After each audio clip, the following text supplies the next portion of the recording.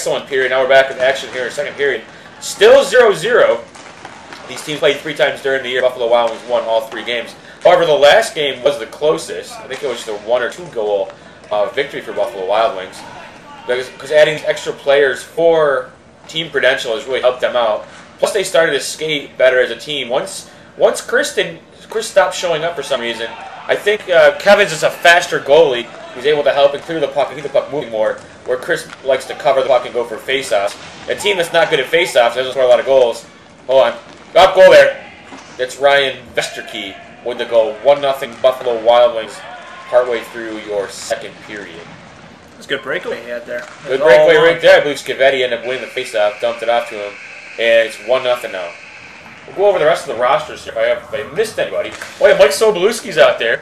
Mike Sobolewski has been a 2-time B-Division champion.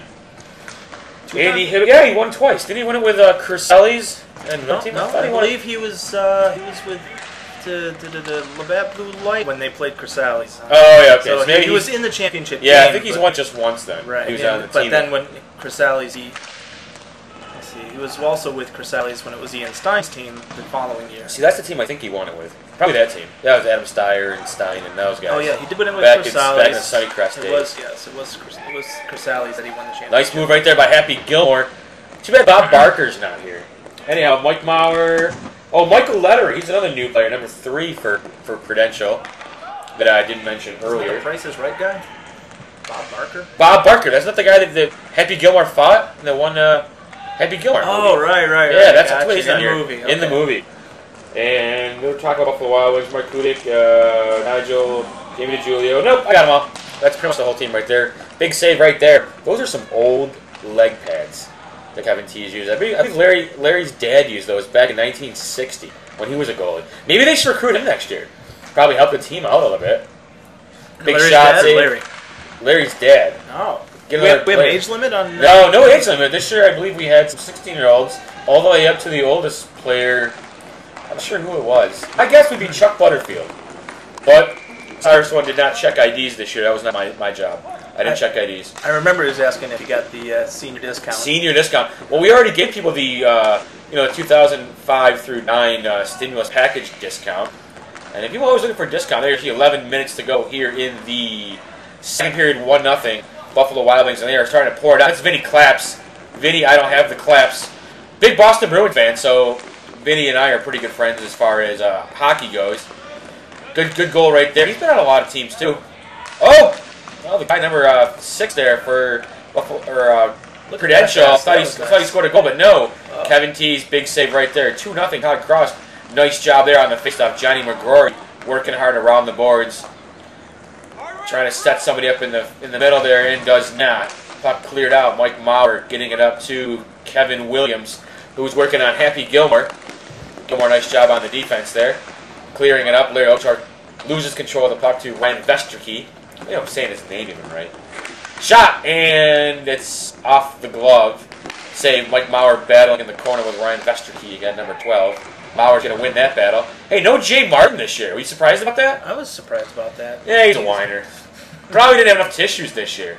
Talk about a guy that complained and cried all the time. Every time he fell down, it was wanted to call. You know what? I feel bad for referees sometimes. Anytime somebody complains, the referee should get a nickel. You know how much money the refs would make? Probably a lot more than they get for roughing. Probably. Exactly. Yeah.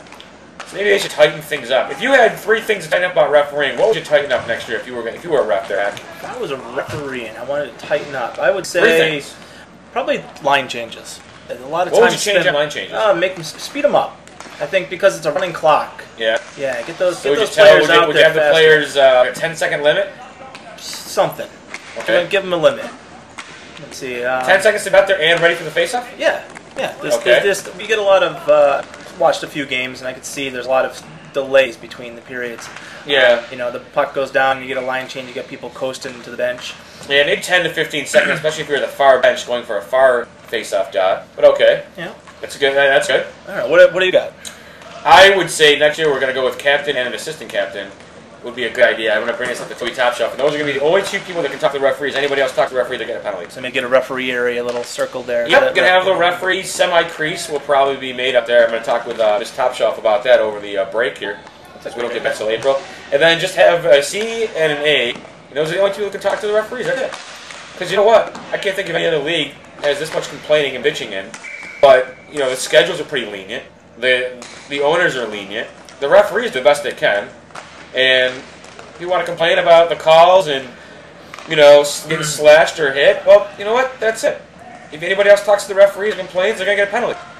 So that's going to be something I believe they should probably do. Yeah, so enforcing the rules a little bit. Make sure yeah, you got to start that off right away. Sometimes the referees don't do that right away, and that's a problem. Yeah, sometimes they get a little too lenient and yeah, let things go. Well, a lot of people work 9-10-hour days and they show up around 3 games and talking like a 12-hour day. It gets a little tiring. With Cyrus, I only work about 4 hours a day. That's all the Cyrus one can handle. I don't want to go out drinking and partying and hanging out. Anyhow, it's 2-0 still. About 5 minutes to go in the second period. That's probably about all the referee rules I can think of that would want to be that might have changed. I thought I could think of 3 things, but I can't think of anything else off the top of my head. You got anything else? Still thinking right now. All right. Get back to you. All right, 4 minutes to go here. Todd Cross is the down-low referee. I like the way the referees get down in position and below the goal line. Very important, below the goal line if you're the goal line ref. And then the top ref usually stands somewhere just slightly below the blue line, maybe top circle, and then has enough time to get back into the opposing team's defensive zone or offensive zone, wherever you look at it. There's Todd Cross coasting out into the zone. Referee Favalo down on the goal line. This way, there's no controversy if the goals are scored or not. In the past, referees not getting down there or off by a little bit does cause some controversy since there is no goal cam. We don't use the goal cam in this league, do we? No, I don't have a goal cam. No. What are you kidding? That wouldn't be a bad idea, though. Maybe in a couple years. Shot, save made there. What they need is netting behind the goal to keep the pucks in line. That would be nice. Keep them from going up the ring. Yeah, that's a good idea. What about if we had clock stop during power play setups?